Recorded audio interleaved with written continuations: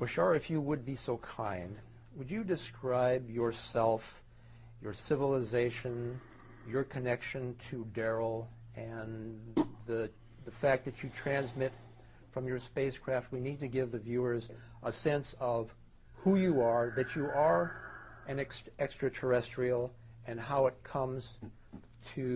you come to be interacting with us through Daryl. All right. Thank you.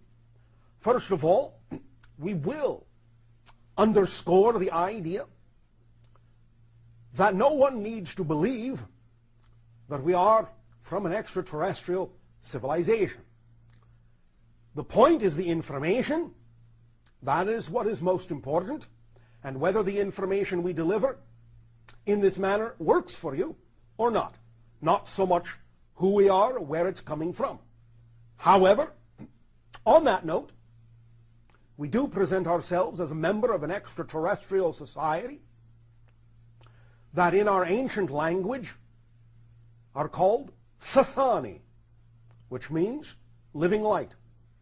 Our world is a variation of this ancient term, Sathani, place of living light.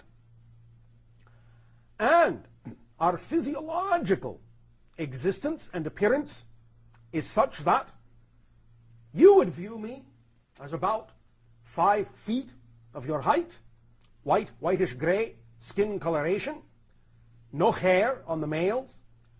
Hair on most females tends to be white, can be sometimes a variation thereof. My eyes are larger than human. We are what you would classify in UFO literature as a hybrid being, composed of Earth-human genetic stock and genetic stock of those beings you have referred to as gray. Our world is not unlike the Earth in many ways.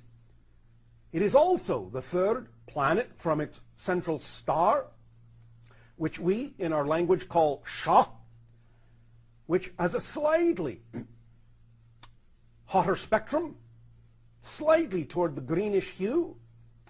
Our world does not have the same kind of seasons that your world does. Our axis tilt is not as great.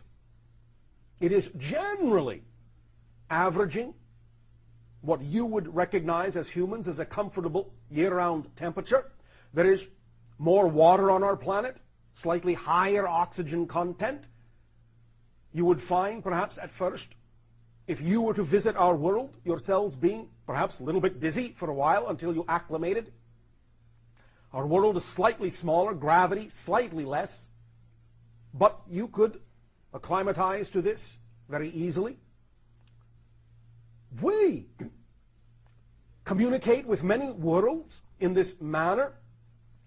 We have found over the course of our experience that in many ways it is beneficial to use biological receivers, biological communicators, what you call mediums or channels, who are sensitive to other frequencies, rather than using technological communication for a variety of reasons.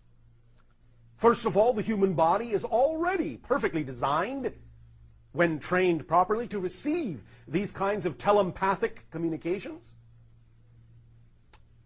And also because it involves the idea incarnationally that in order for our civilization, being alien to yours, to have enough understanding of your civilization to communicate with you in a manner that makes sense, we often choose as spirits to have lives in those civilizations with whom we will eventually communicate.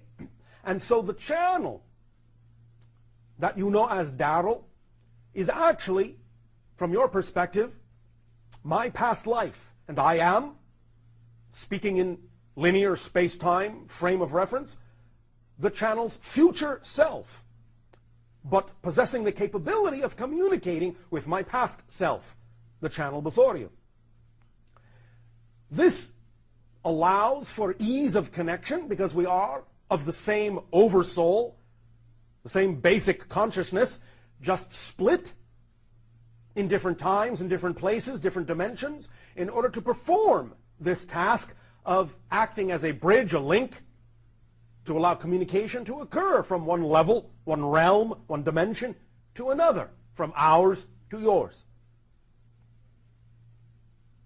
We do this with many different worlds for a variety of reasons. And one of the reasons we are doing it now with your Earth is because there are a great many changes taking place on your planet, changes in consciousness, awareness, understanding, perspective, growth of spirit. This to us is very exciting.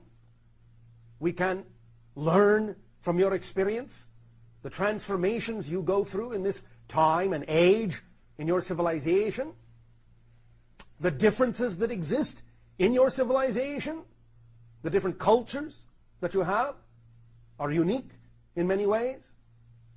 And we can see through all of you, by this interaction, all the different ways, many more different ways, that the infinite has of expressing itself within creation.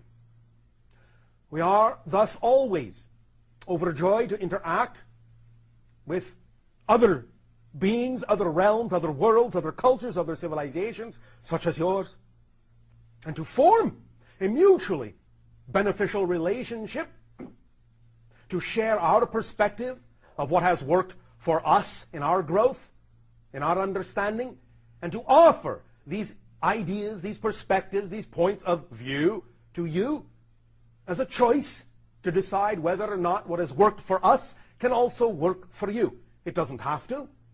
You do not have to take our word for anything, but simply look at this as the first step toward contact, toward interaction, the laying down of foundations and establishing relationships in a diplomatic fashion, and in a manner that allows you to take our words and our concepts and what we have to say, what we have to share,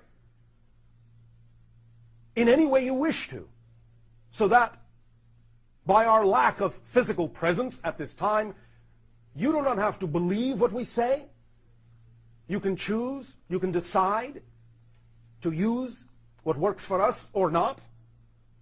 And in time, as you change and become more similar to our vibrational frequency, there will be more opportunity to interact directly, concretely, physiologically, as you say. And this may occur within the next few decades of your counting of time. This is primarily why this communication exists and how. Thank you, Bashar. You are welcome.